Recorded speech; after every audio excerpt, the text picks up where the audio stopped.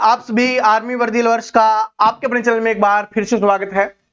दोस्तों आज हम आर्मी अग्निवीर 2025 के लिए गणित के टॉप 15 सवाल करने वाले हैं जो बार बार आपके आर्मी अग्निवीर के एग्जाम्स में पूछे जाते हैं। सेम टाइप के सेम पैटर्न के क्वेश्चंस आपके एग्जाम्स में पूछे जाते हैं। देखो आप एक गणित को इग्नोर करोगे तो बात बिल्कुल भी नहीं बनेगी, क्योंकि आप सभी को पता है कि भाई 30 नंबर का क्या आने वाला है, आपका गणित आने वाला है। और 30 नंबर में अगर आपने स्कोर नहीं किया तो फिर दिक्कत हो जाएगी। तो आज वाली क्लास सभी के लिए इंपॉर्टेंट है, क्योंकि यहां से आपके एग्जाम्स में क्वेश्चंस आपको जरूर देखने के लिए मिलने वाला है। तो क्लास को ध्यान से देखते रहना, समझाने की गारंटी मेरी है। जिस लेवल के, जिस पैटर्न के, जिस टाइप के क्वेश्चंस आपके एग्जाम में आएंगे, आज मैंने वो टॉप 15 क्वेश्चंस यहां पर रखे हैं, टॉप 15 सवाल यहां पर रखे हैं। चलो बिना देरी के शुरुआत करते हैं। और कि कौन कौन आज 12 प्लस स्कोर करता है। 12 प्लस अगर आज आपने स्कोर किया, इसका मतलब है कि मैथ में आप बहुत अच्छे से तैयारी कर रहे हो। और अगर आपका 10 या 10 से कम स्कोर आ रहा है, इसका मतलब क्या है कि आपको बहुत ज्यादा मेहनत करने की आवश्यकता है। चलिए आप बिना देरी के शुरुआत करते हैं। पहला क्वेश्चन क्या है कि एक मिश्रण में दूध और पानी का अनुपात 5:3 है। तो हमें मिश्रण दिया गया है, उसमें बोला गया है कि दूध और पानी का अनुपात है, और यह अनुपात कितना दिया गया है, हमें 5:3 दिया गया है। ठीक है भाई जी, ओके। यदि 10 लीटर पानी मिलाया जाता है, अब क्या है कि भाई क्या है यहां पर 5 और 3 के अनुपात में पानी और दूध और पानी हो गया। अब बोला है कि 10 लीटर पानी मिलाया जा रहा है, ठीक है, तो अनुपात 5:4 हो जाता है। तो अनुपात कितना हो गया, 5:4 हो गया। तो मिश्रण में दूध की प्रारंभिक मात्रा कितनी थी, ये अपने को बताना है। वैसे तो इसको करने का तरीका अलग है, लेकिन यहां पर जो क्वेश्चंस आपके एग्जाम में आता है बिल्कुल सिंपल पूछा जाता है। तो एक सिंपल तरीके से मैं आपको बताता हूं। देखो पहले दूध का अनुपात 5 दिया गया है और बाद में भी दूध का अनुपात 5 दिया गया है, यानी कि कोई भी बदलाव आपको यहां पर नहीं दिखाई दे रहा। और यहां पर हम देखेंगे तो पानी मिलाया जा रहा है, दूध नहीं मिलाया जा रहा, मतलब दूध में वैसे भी कोई बदलाव नहीं हो रहा। जो बदलाव हो रहा है वो सिर्फ पानी में हो रहा है। तो कितना है, यहां पर 1 अनुपात का बदलाव हो रहा है। और ये किस वजह से हो रहा है, 10 लीटर पानी मिलाने से। तो 1 अनुपात का मान कितना हो गया, 10 लीटर हो गया। तो हमसे क्या पूछा है, मिश्रण में दूध की प्रारंभिक मात्रा कितनी है, ये अपने को बताना है। तो भाई क्या है, 1 अनुपात बराबर 10 लीटर है। दूध कितने अनुपात था, 5 लीटर, 5 अनुपात। तो 5 गुना 10 लीटर से गुना कर दो तो कितना हो जाएगा आपका, 50 लीटर आपका क्या हो जाएगा, आंसर हो जाएगा।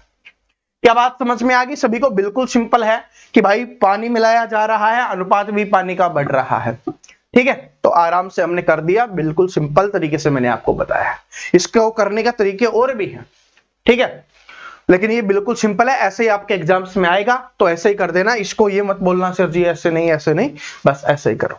ठीक है, समझ में आया ना? बिल्कुल कि 5:3 था, फिर 5:4 हो गया, क्योंकि 1 अनुपात बढ़ा है 10 लीटर पानी मिलाने से। तो 1 अनुपात का मान 10 लीटर हो गया, तो 5 का पूछा है 50 हो जाएगा। इधर अगर आपसे पूछेगा इसका अनुपात, तो इसको 10 से कर देंगे तो कितना हो जाता, 30 लीटर। ये कितना हो जाता, 40 लीटर। देखो 30 से 40 हो रहा है, 10 लीटर तो मिलाया गया है। चलो अगले क्वेश्चन पे चलते हैं।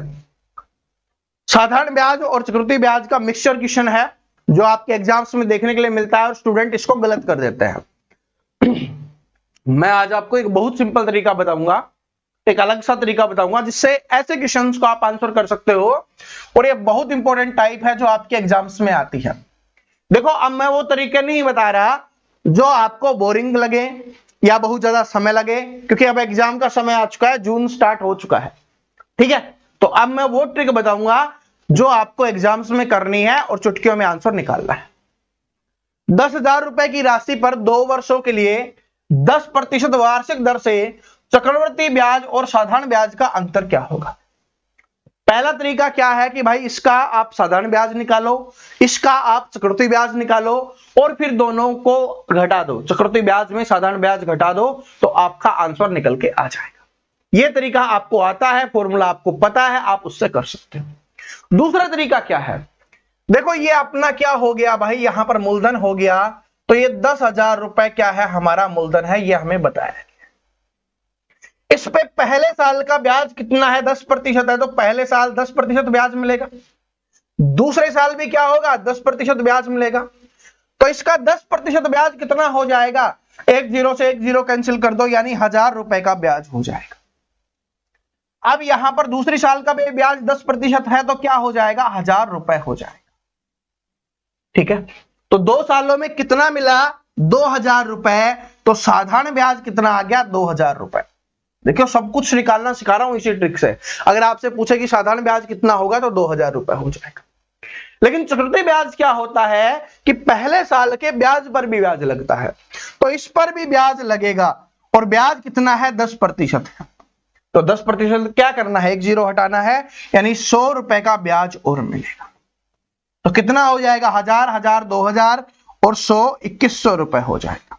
चक्रवृद्धि ब्याज कितना हो गया, 2,100। ये 2,100 है, ये 2,000 है, तो अंतर कितने का हो गया, 100 रुपए का हो जाएगा। ठीक है, और वैसे मैं डायरेक्ट ये मैंने क्यों लिख के बताया है, ताकि आपसे पूछे कि साधारण ब्याज कितना होगा, तो 2,000 निकाल देना, चक्रवृद्धि ब्याज कितना होगा, तो 2,100 को निकाल देना। लेकिन अगर अंतर पूछे, कुछ नहीं करना, जो यहां पर नीचे वाले खाने में आएगा ना, वही क्या होगा, आपका अंतर होगा।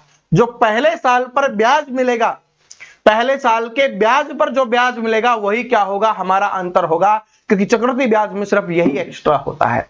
तो ये आपका आंसर हो जाएगा। समझ में आ गया, अब आराम से कर लोगे। अब इससे कुछ भी पूछे कि ये दिया हुआ हो, ये दिया हुआ हो, ये पूछे, तो आराम से कर देना, आराम से निकाल दोगे अब। हाँ चलो आगे बढ़ते हैं। ये वाला क्वेश्चंस, ऐसे क्वेश्चंस आपके एग्जाम्स में आएंगे और कुछ स्टूडेंट के तोते उड़ा के जाएंगे। यहां पर मैं 2 लिख देता हूं भाई, टाइप नहीं हुआ, लिख देते हैं। ठीक है, चलो अब देखो ऐसे क्वेश्चंस को क्या करना है। क्या दिया गया है हमें, 2a + 3b = 17 है, तो इधर लिख लेते हैं कि 2a, ठीक है, 2a + 3b बराबर कितना दिया गया है, हमें 17 दिया गया है। इधर क्या है 2a, इधर क्या है माइनस का 3b, क्योंकि हमें से इधर रखना है, बाकी सारी चीजें उधर लेके जानी है। तो 2 और 1 कितना हो गया, 3 हो गया। 3 को उधर लेके जाएंगे तो क्या बन जाएगा, माइनस का 3 बन जाएगा। तो इधर से कितना बच जाएगा, माइनस का 1 आपका बच जाएगा।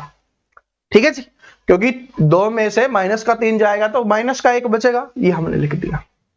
a का मान निकालना है तो जोड़ दो, तो माइनस से प्लस वाला कैंसिल हो गया। इधर से क्या हो गया, 2a और 2a 4a बराबर 16 में से 1 गया, तो सॉरी 17 में से 1 गया, कितना बचा, 16।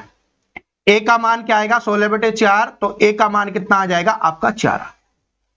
a का मान 4 आ गया। देखो a का मान 4 किसमें है, सिर्फ इसी में दिया गया है, तो यही आपका आंसर हो जाएगा।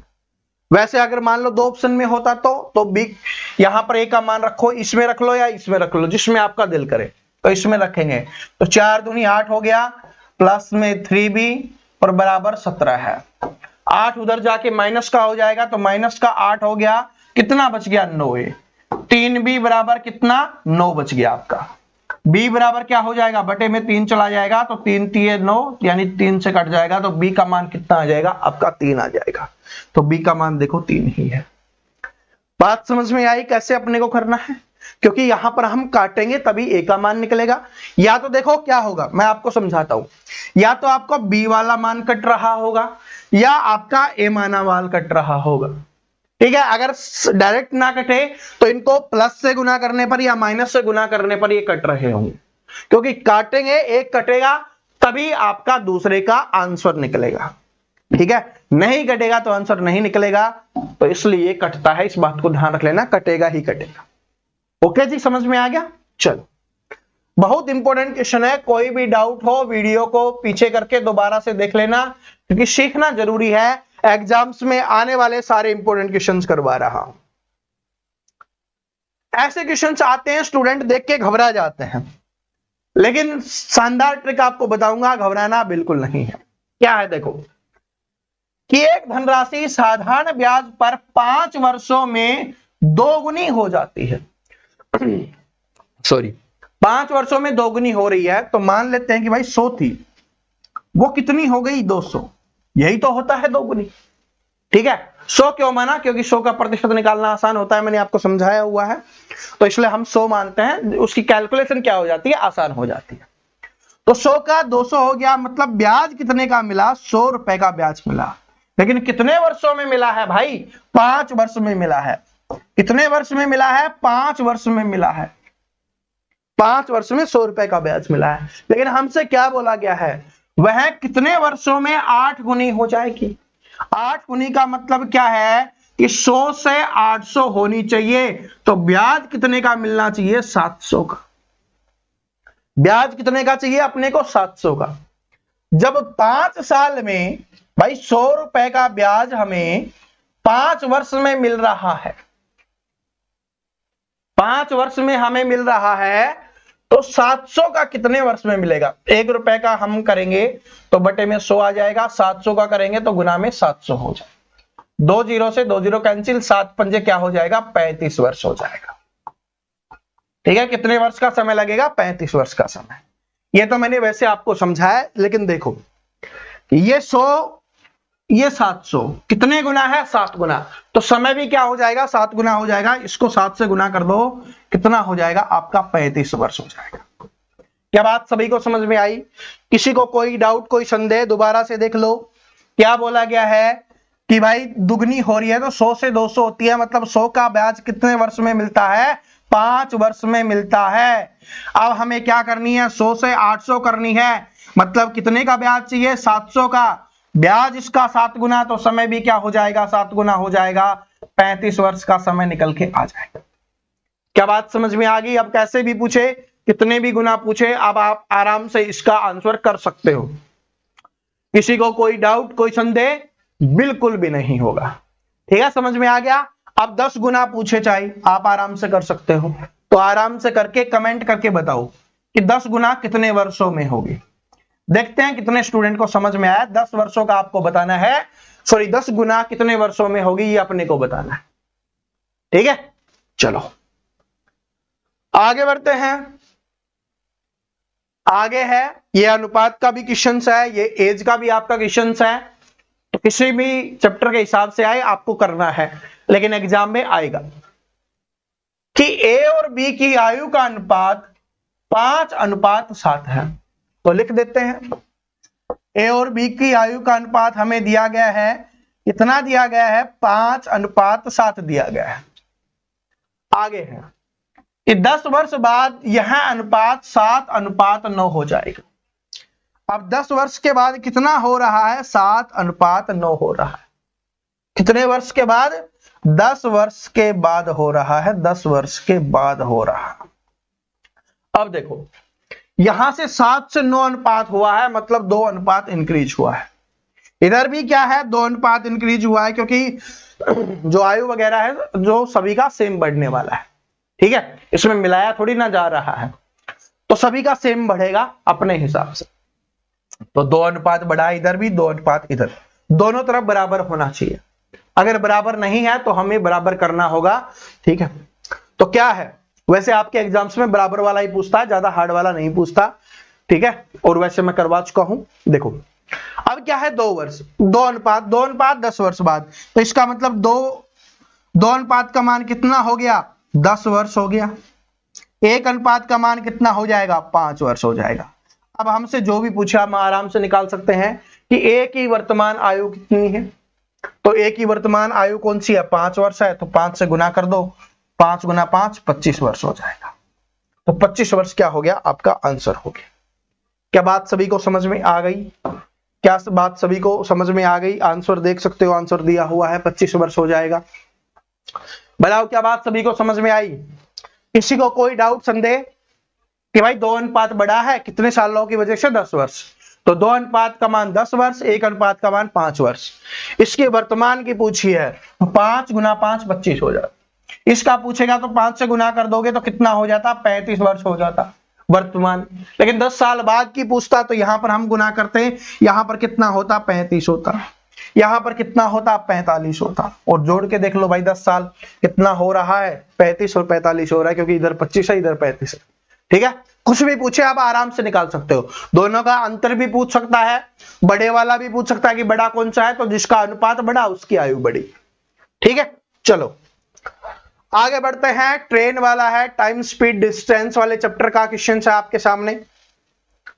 क्या है कि एक ट्रेन खंबे को 15 सेकंड में और 200 मीटर, और क्या दिया गया है कि 200 मीटर लंबे प्लेटफॉर्म को 25 सेकंड में पार करती है, तो ट्रेन की लंबाई कितनी है, ये अपने को बताना है कि ट्रेन की लंबाई कितनी। देखो, खंबे को 15 सेकंड में पार करती है, तो खंबे को पार करेगी तो ट्रेन क्या होगी, स्वयं की लंबाई को पार करेगी। तो हम यहां पर लिख दें कि रेलगाड़ी की लंबाई को पार कितने समय में किया जा रहा है, 15 सेकंड में पार किया जा रहा, यही तो हमें दिया गया है। और 200 मीटर लंबे खंबे को, तो इसका मतलब रेलगाड़ी खुद की लंबाई को प्लस में 200 मीटर लंबे खंबे को पार, प्लेटफॉर्म को पार करती है, तो समय कितना लेती है, 25 सेकंड का समय लेती है। तो इसका मतलब यहां पर 25 सेकंड ले रही है, यहां पर 15 सेकंड ले रही है। ये 10 सेकंड का अंतर क्यों आया, ये 10 सेकंड का अंतर आएगा इस 200 मीटर को पार करने के, क्योंकि रेलगाड़ी की लंबाई यहां पर भी है, रेलगाड़ी की लंबाई यहां पर भी है, तो खुद की लंबाई को पार करने के लिए तो 15 सेकंड का समय लेती है, ये बोला गया है। और यहां पर टोटल 25 सेकंड लग रही है, तो इसमें से लंबाई वाला माइनस कर दे तो कौन सा बच जाएगा, प्लेटफॉर्म वाला बच जाएगा। तो इसका मतलब 200 मीटर प्लेटफॉर्म को पार करने में कितना समय लगता है भाई, 10 सेकंड का समय लगता है। तो 200 मीटर है, उसको 10 सेकंड का समय लगता है, तो स्पीड कितनी हो जाएगी, 20 मीटर पर सेकंड क्या हो जाएगी, स्पीड हो जाएगी 4। स्पीड निकालेंगे, चाल निकालेंगे, तो क्या निकालेंगे, चाल कैसे निकालते हैं हम, डिस्टेंस, ठीक है, डिस्टेंस यानी दूरी बटे समय, तो दूरी बटे समय हमने कर दिया 20 मीटर पर सेकंड। लेकिन हमसे नहीं पूछा गया, अगर हमसे पूछा जाता कि स्पीड कितनी है, चाल कितनी है, तो 20 मीटर पर सेकंड हो जाता। और इसको किलोमीटर प्रति घंटे में पूछता, तो इसको हम 18/5 से गुना करके भी बता देते, 18/5 से गुना करके। लेकिन हमसे पूछा है कि ट्रेन की लंबाई कितनी है। जब 1 सेकंड में 20 मीटर जाती है और ट्रेन की लंबाई को पार करने में 15 सेकंड का समय लगता है, तो 15 सेकंड गुना में 20, क्योंकि 1 सेकंड में 20, तो 15 में कितनी जाएगी, 300 मीटर जाने वाली है, तो ट्रेन की लंबाई कितनी हो जाएगी, 300 मीटर हो जाएगी। ट्रेन की लंबाई कितनी हो जाएगी भाई, 300 मीटर हो जाएगी ट्रेन की लंबाई। ठीक है, बात सभी को समझ में आ गई, कितनी हो जाएगी, 300 मीटर हो जाएगी आपकी, है ना, आराम से कर लोगे, मैंने समझाया हुआ है, चैप्टर बहुत प्यार से पढ़ाया हुआ है, तो सभी को आना चाहिए ये। आगे देखो, औसत वाला क्वेश्चन है, बहुत इंपॉर्टेंट और बहुत इजी। इंपॉर्टेंट क्यों है, क्योंकि बार बार एग्जाम्स में आता है, चेक करता है कि स्टूडेंट रटते हैं या सीख के आंसर करते हैं। रटोगे, कैलकुलेशन में बहुत ज्यादा समय चला जाएगा, ठीक है, और क्या है कि पेपर पूरा नहीं हो पाएगा।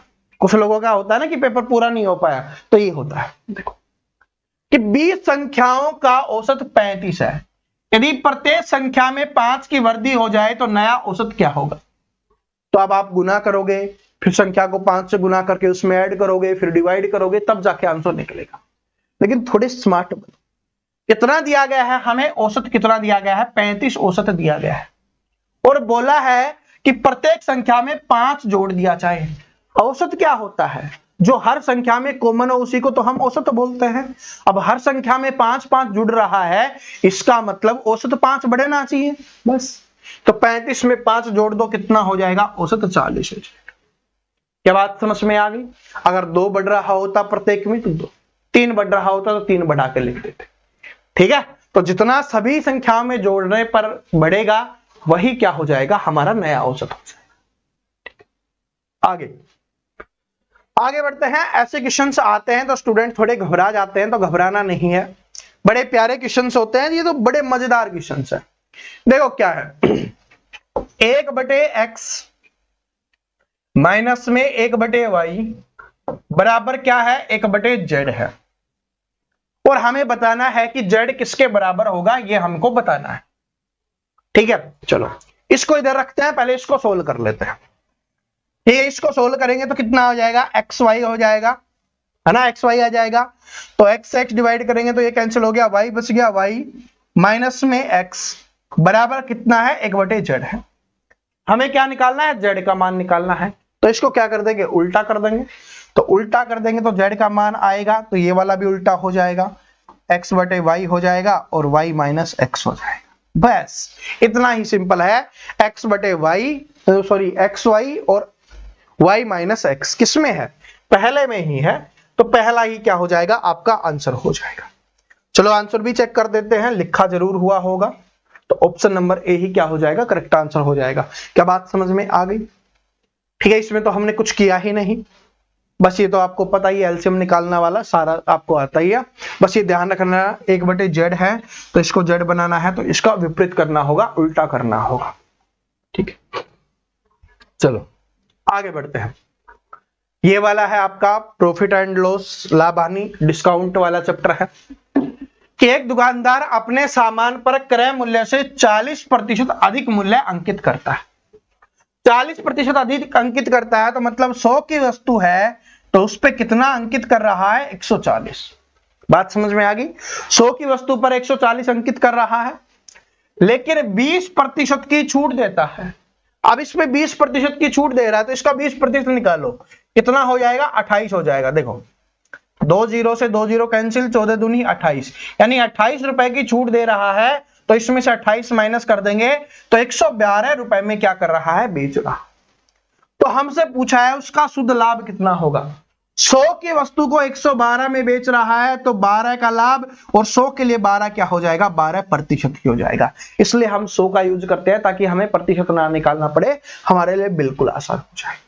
ठीक है, तो क्या हो जाएगा, 12% का उसको लाभ।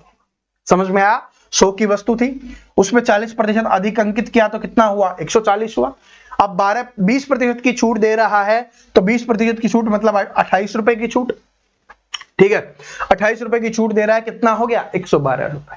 तो 100 की वस्तु को 112 में बेच रहा है तो 12% का क्या हो जाएगा, लाभ हो जाएगा। चलो आगे बढ़ते हैं। बड़े प्यारे क्वेश्चंस है ना, मजा आ रहा है ना, मैथ करते रहते हो, बड़ा मजा आ रहा है ना, एग्जाम्स में क्वेश्चंस आएंगे, कर लोगे अब। चलो देखो, ठीक है, और जिसका 10 से कम स्कोर रहता है ना, 10 से कम स्कोर रहता है, तो मैं आपको एक बात बोलना चाहूंगा कि भाई आज से हमारा क्रैश कोर्स है वो स्टार्ट हो रहा है।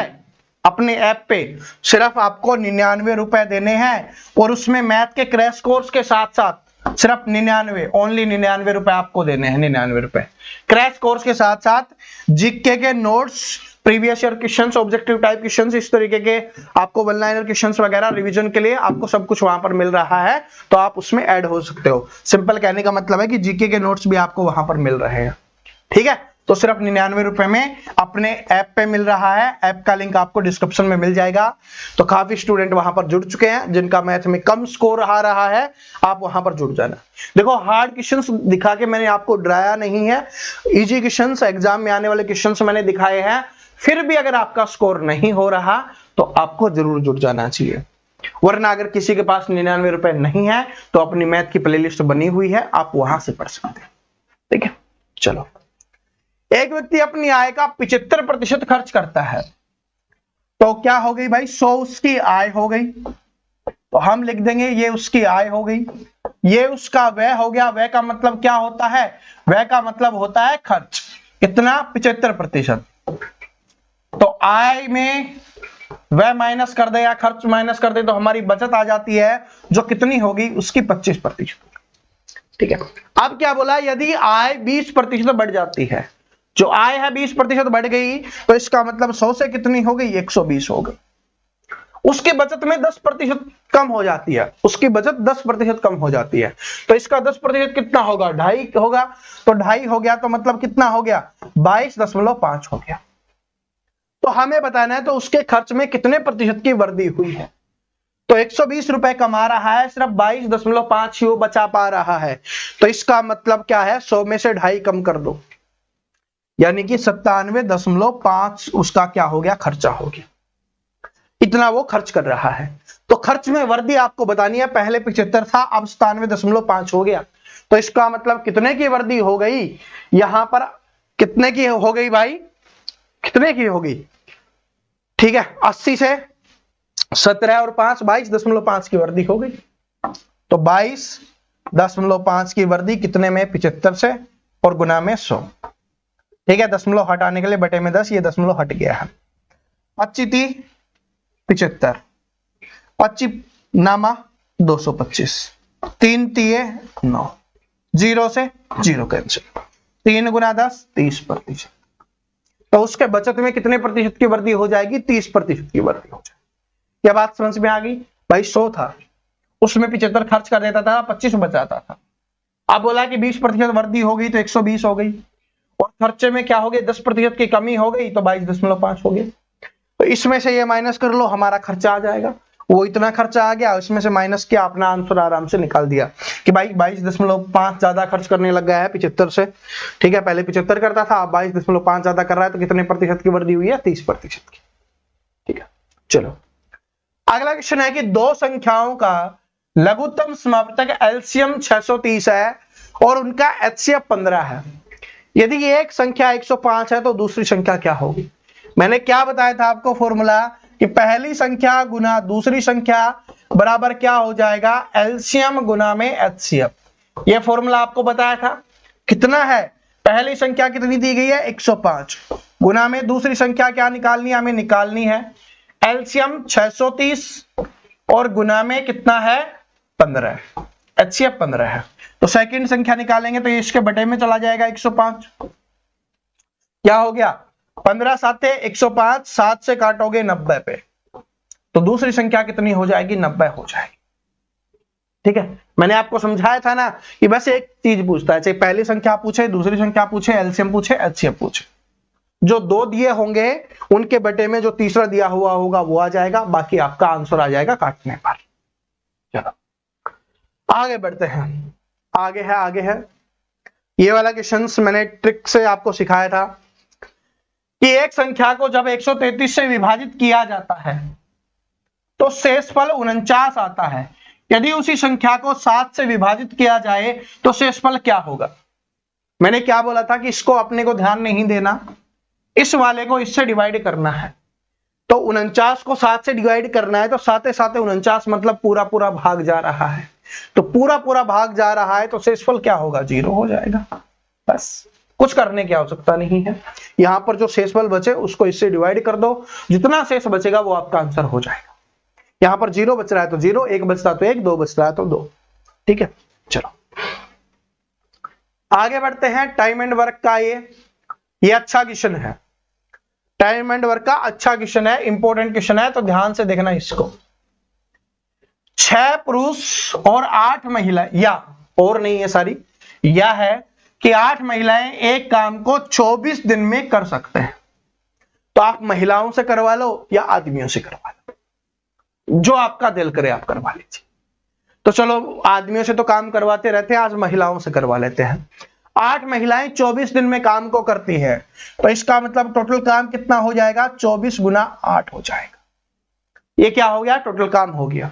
अगर आदमियों से करवाते तो 24 गुना 6 करते हैं। ठीक है, महिलाओं से करवाया है तो 24 गुना 8 कर दिया।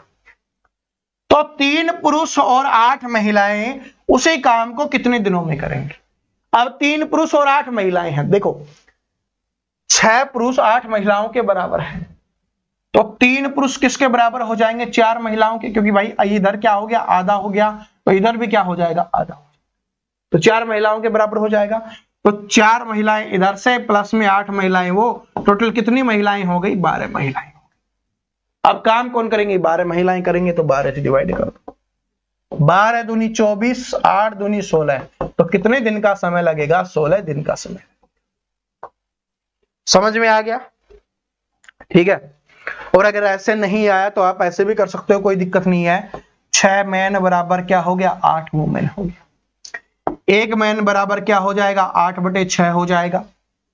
ठीक है, काटना चाहो तो काट सकते हो, 4/3 हो जाएगा। 1 मैन बराबर 4/3 हो गया। तो यहां पर रखो 1 मैन बराबर 4/3, तो 3 पुरुष है तो 1 4/3, 3 से 3 कैंसिल, 4 महिलाएं आ गई। 8 महिलाएं उधर से, 4 और 8 12। ठीक है, जो स्ट्रिक्ट चीज फॉलो करते हैं उनके लिए मैंने आपको बता दिया है। वैसे तो स्मार्ट हो, आप पहले वाला तरीका यूज कर लोगे। चलो इस वाले को निकालो। क्वेश्चन नंबर 15 है आपका ये। 15वें नंबर का क्वेश्चन है और पता भी नहीं चला। पेपर में ऐसे ही नहीं पता चलेगा, मैथ में ऐसे चुटकियों में निकाल दोगे अगर आप कंटिन्यू मेहनत कर रहे हो। अगर आपने प्लेलिस्ट पूरी पढ़ी हुई होगी, मेरी सारी मैथ की क्लास देखी हुई होंगी, तो आपने आराम से कर दिया होगा। और अगर आप अभी जागे हो, लेट जागे हो, तो मैं आपके लिए पहले भी बता चुका हूं कि सिर्फ 99 रुपए आपको देने हैं, अपने ऐप पे जाना है और वहां पर आपको मैथ के क्रैश कोर्स में ऐड हो जाना है। ठीक है जी, चलो अब देखो क्या है कि a बटे b बराबर ये, b बटे c बराबर ये, a plus b plus c बटे c का मान आपको बताना है। कोई दिक्कत, इसमें मैंने आपको क्या बताया था अनुपात वाली क्लास में कि भाई a अनुपात b अनुपात c हम निकालेंगे। a के नीचे a का मान 3, b के नीचे b का मान, फिर क्या है 5 और 6। क्या करना है, जिसके साथ जो नहीं है वो लिख दो, इसके साथ वाला ये, नीचे के साथ नीचे, ऊपर के साथ ऊपर, और गुना कर दो। कितना हो गया 5 3 15, इधर से कितना हो गया 20 और इधर से कितना हो गया 24। ठीक है, ये अनुपात निकल के आ गया। बस अब लिख दो, a plus b plus c है तो क्या है 15 प्लस 20 प्लस 24, और बटे में क्या है c का मान लिखना है तो c का मान 24। जोड़ दो, 40 4 44, 54 और 59 बटे 24, ये आपका आंसर हो जाएगा। ठीक है, 59 वर्ड ये नहीं है तो आपका कहीं पे कट रहा है तो वो कट जाएगा। ठीक है, किससे कट रहा है, ठीक है किससे कट रहा है भाई, कुछ मिस्टेक हुई है क्या? 3 4, सी का मान कितना है? नहीं, सी का मान तो है ही नहीं ना, 3 4 है, ठीक है 5 6 है, ठीक है यहां पर 5 आ गया, यहां पर 4 आ गया, ठीक है 15 हो गया, 20 हो गया और 24 हो गया, 15 20 24। ठीक है, ये तो a प्लस बी प्लस सी, तो a प्लस बी प्लस सी अपने को करना है। ठीक है, तो आराम से कर देंगे, कोई दिक्कत नहीं है। कितना हो गया 20 20 40 50, हाँ 59 तो आ रहा है यार। ठीक है, 59 बटे 24 है, ऑप्शंस में नहीं दिया हुआ, कोई बात नहीं। ठीक है, 2 से कट रहा है क्या? 2 से तो नहीं कटेगा क्योंकि विषम संख्या है, और नीचे और क्या है ऑप्शन से 4 से कट रहा है, 4 से भी नहीं कटेगा, तो इसका मतलब यही आंसर है, टाइपिंग मिस्टेक है, 59 बटे 24 आप लिख लो इसको। ठीक है, बिल्कुल करेक्ट है। हमें अपने किए हुए पर प्राउड होना चाहिए कि हमने सही किया है, ऑप्शंस गलत है या एग्जामिनर ने गलत लिखा है, यहाँ पर तो टाइप गलत हुआ है ना भाई, यहाँ पर एग्जामिनर नहीं है, तो 59 बटे 24 हो जाएगा। ठीक है, सारे प्लस प्लस के हैं, ओके चलो एकदम बिल्कुल करेक्ट है। ठीक है, तो अपने यहाँ पर 15 क्वेश्चन है वो समाप्त होते हैं, तो 15 क्वेश्चन समाप्त हो गए। अब आपका स्कोर क्या रहा ये सभी आप कमेंट करके जरूर बताओ। अपने सभी दोस्तों के साथ इस वीडियो को शेयर करना, और चैनल पे नए आए हो, आर्मी अग्निवीर में सिलेक्शन लेना है, चाहे जीके पढ़ना हो, साइंस पढ़ना हो, मैथ पढ़ना हो, रीजनिंग पढ़ना हो, चैनल को सब्सक्राइब करके बेल आइकन को जरूर प्रेस कर लेना। ठीक है, और आज शाम को 4 PM पर अपनी क्या है कि भाई दूसरी क्लास भी आने वाली है, तो उसके लिए भी तैयार रहना। मिलते हैं नेक्स्ट वीडियो में, तब तक हंसते रहिए, मुस्कुराते रहिए, पढ़ते रहिए। जय हिंद, वंदे मातरम।